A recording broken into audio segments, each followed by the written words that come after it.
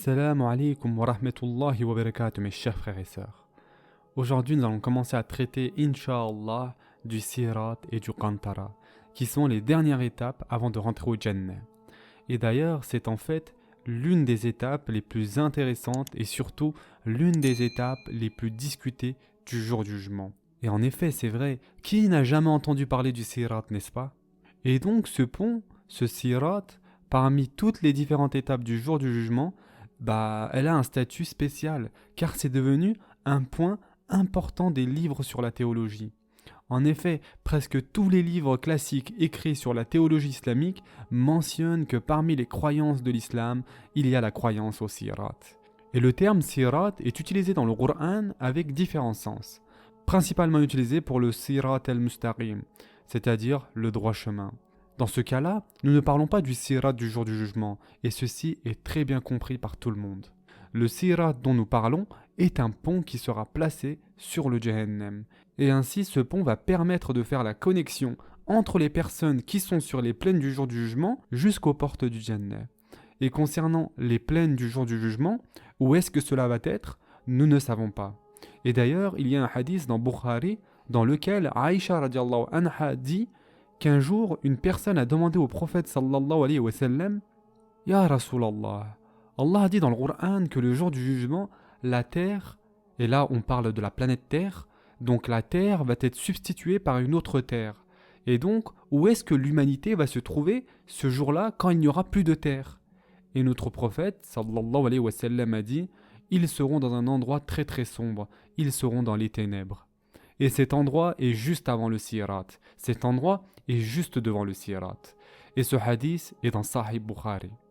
Et le seul moyen d'arriver au Jannah, le seul moyen d'arriver devant les portes du Jannah est de passer par le sirat. Et donc, avant d'arriver au sujet du sirat, nous devons parler de cet endroit, de ces ténèbres qui se trouvent juste avant le pont. Ce hadith nous apprend qu'il y a une étape de ténèbres, une étape très très sombre, et c'est une étape importante du jour du jugement. Et ce stade est mentionné explicitement dans le Coran, et ce, 2 fois. Et en effet, 2 fois dans le Coran, il y a mention explicite de cette étape des ténèbres. Allah Azza wa Jal dit dans le Coran « Le jour où tu verras les croyants et les croyantes, leur lumière courant devant eux, et à leur droite, on leur dira « Voici une bonne nouvelle pour vous. Aujourd'hui des jardins sous lesquels coulent les ruisseaux pour y demeurer éternellement.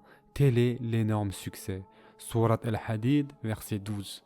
Allah Azza wa Jal dit aussi dans le Coran « Le jour où les hypocrites, hommes et femmes, diront à ceux qui croient « Attendez que nous empruntions un peu de votre lumière. » Il sera dit « Revenez en arrière et cherchez de la lumière. » C'est alors qu'on éleva entre eux une muraille ayant une porte dont l'intérieur contient la miséricorde et dont la face apparente a devant elle le châtiment, l'enfer. Surat Al-Hadid, verset 13.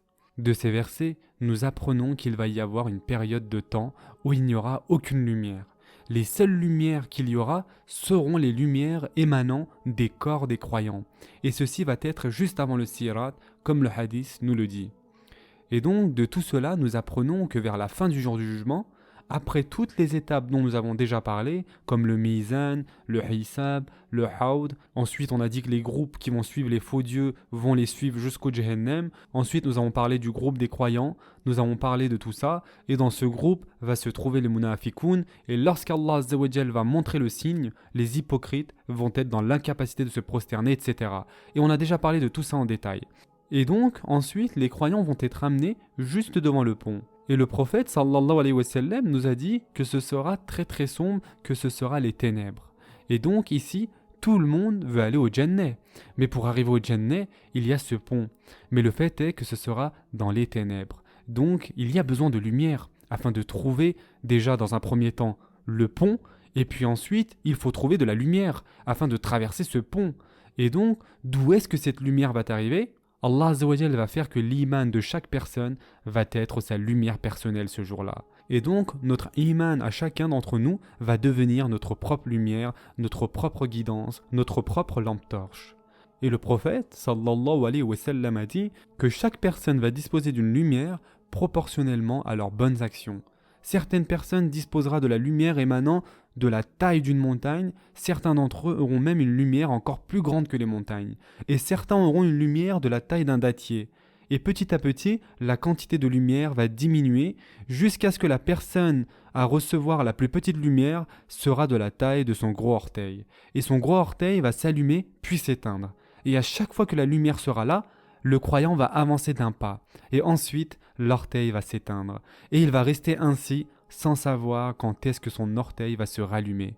Et de ce hadith, nous apprenons une autre chose, qui est que la lumière qui va être donnée aux croyants est en accordance avec leur iman et leur taqwa et leurs bonnes actions. Et tout ceci, mes chers frères et sœurs, est la manifestation de la protection et la miséricorde d'Allah subhanahu wa ta'ala. Ceux qui ont été pieux dans ce dunya ne méritent-ils pas d'être récompensés ainsi dans l'akhira? Ceux qui ont été patients et qui ont enduré de nombreuses souffrances, de nombreuses épreuves, tout ça parce qu'ils adoraient Allah subhanahu wa ta'ala seul, n'est-ce pas juste qu'ils méritent cette reconnaissance dans l'akhira?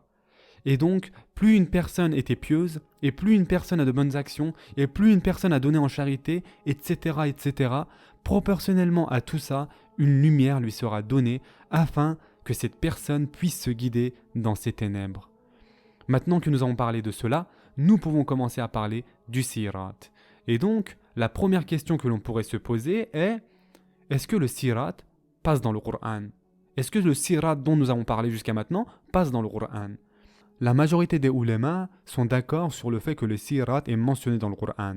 Cependant, il est mentionné de façon implicite et non explicite. Ainsi, le mot sirat n'apparaît pas dans ce sens, c'est-à-dire dans le sens du pont. Bien évidemment, comme nous l'avons déjà dit, il apparaît bien dans le sens sirat al-mustaqim et autres, mais pas dans le sens le sirat qui est placé sur le jahannam. Et donc, dans la sourate Maryam, verset 71, le sirat est mentionné de façon implicite.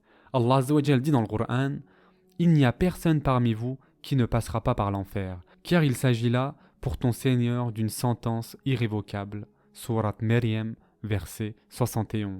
Et donc ici, l'interprétation majoritaire est que tout le monde passera par l'enfer. Mais où exactement?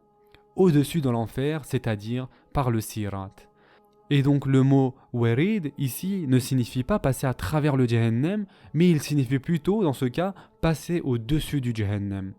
Et donc le Coran mentionne clairement que chacun d'entre nous va passer par le jahannam, et par là on a bien compris qu'il s'agit du sirat qui se trouve au-dessus du jahannam. Ainsi, nous voyons que même les vrais croyants vont passer au-dessus du jahannam, et le fait de passer au-dessus du jahannam, ici il s'agit bien du concept du sirat.